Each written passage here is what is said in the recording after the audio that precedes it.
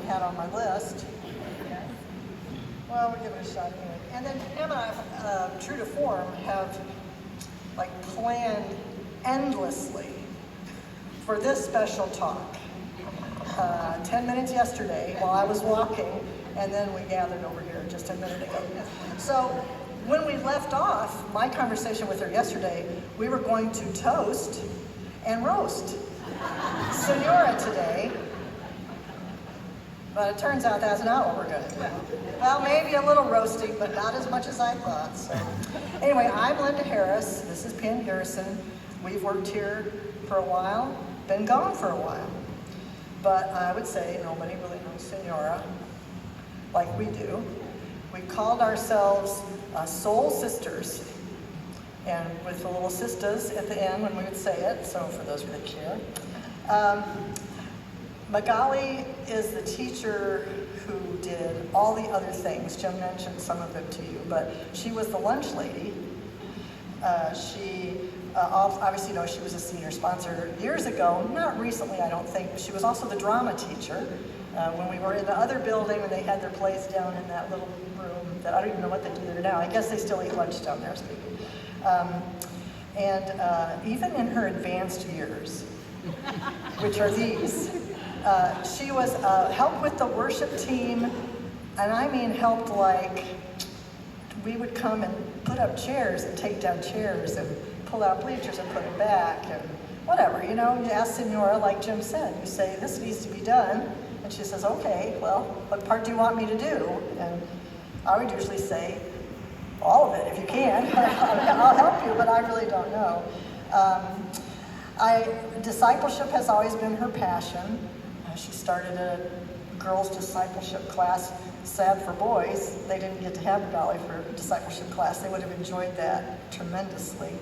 And I would say Jim will agree, and if I could go back however far I needed to, every principal who's been here would say Magali is their right-hand woman. I certainly said that for a long time, and he already said, you know, couldn't have survived that first year without Magali and all she knows.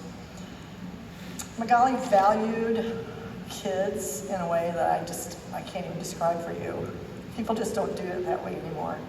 And she valued them not just as students. I mean, she cared about their learning, obviously, but she cared about who they were and what decisions they were making. And she loved them the way they were and always wanted them to be better for their sake and hers. She was a mentor to students, but she was also a mentor to parents. You know, you get old enough and have your own kids, young parents are glad to have somebody that's that old to talk to about when their kid does something really stupid.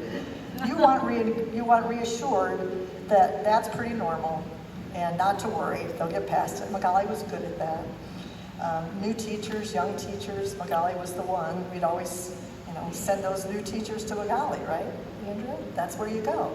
And she helps you with the details and tells you not to worry or picks up the slack, whatever she has to do. And if the new teacher, there's a new Spanish teacher, those of you that are going to school here will be glad to know. If the new teacher were here, I would say to her, please don't worry, because all they want you to do is teach Spanish. They're not asking you to fill her shoes, because you all know as well as I do, that can't be done.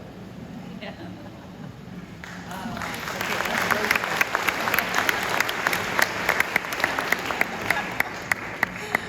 Mine is written down. Yeah. So first of all, there aren't many people out there that I allow to call me Pammy, but Magali is one of those, and it's because she simply won't stop. She just continues on. So as I tried to think about what I was going to say today, it was difficult.